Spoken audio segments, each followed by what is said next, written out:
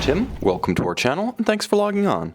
Today, we're discussing the Patek Philippe 5270G-001 Perpetual Calendar Chronograph.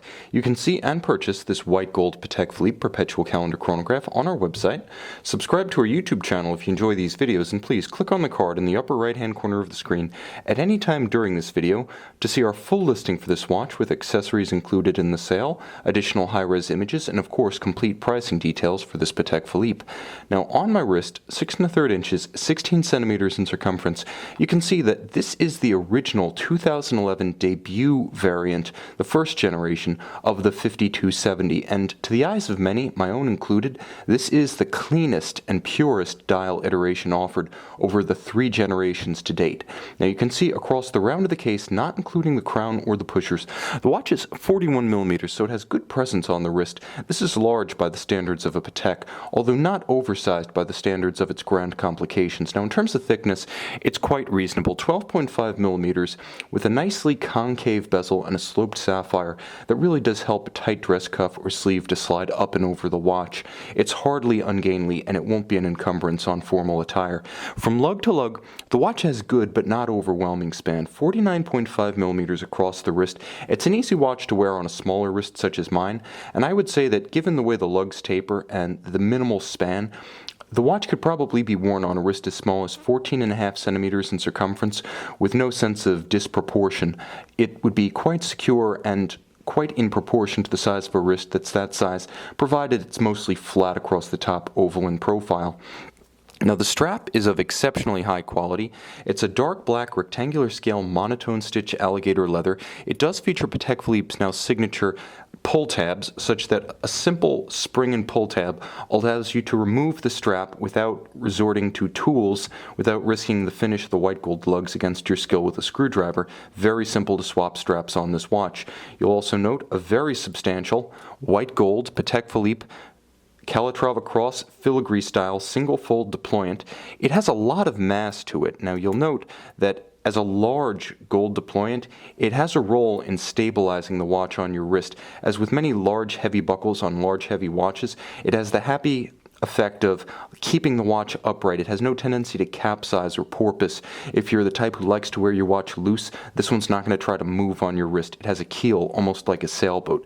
Now, the case shape is nuanced and handsome. The character lines are strong. You can see the step of the case flank, the fluting of the lugs. You can also see that the lugs themselves have a little bit of a vintage claw style with a step as they abut the flank of the case.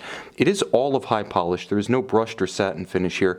Everything catches the light and plays with it in beautiful fashion, and the concave bezel really does pair the visual mass of the watch.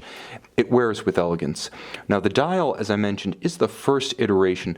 It lacks the tachymetric scale seen on its predecessor, the 5970, so because the movement is sized to fit the case, unlike the previous Lemania caliber, there's no need to create visual distractions such as the tachymetric scale to fill the dial of the watch and disguise the size of the underlying caliber. You'll also note that the sub-registers at 3 at 9 have been slightly dropped below the cannon pinion, the axis of the hands at center. Now there's a unique feature of this watch that's a little bit more legible in direct light, but it's the vertical striation, the graining of the dial. Silver opaline, it has a metallic accent to it, not unlike stainless steel, and if you're familiar with the 5235, it's very much of that effect. There's a beautiful railroad-style seconds track outboard to allow easy reading of the chronograph seconds, and all of the indices, as well as the Foy-style hands at center and the lancet seconds are beautifully blackened white gold, incredibly handsome and simple. You have a leap year indicator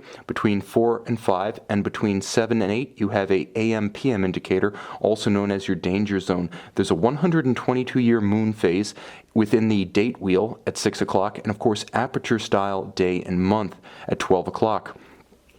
On the reverse side of the case, and this is where I want to draw your attention to the unique rack and snail minute jumper used by this chronograph, you can see the caliber 29-535. Now, it's a perpetual calendar, it's a chronograph, it's a moon phase, it is entirely in-house, unlike the preceding Lemania-based caliber, and to good effect, Patek Philippe makes excellent use of this broad display caseback.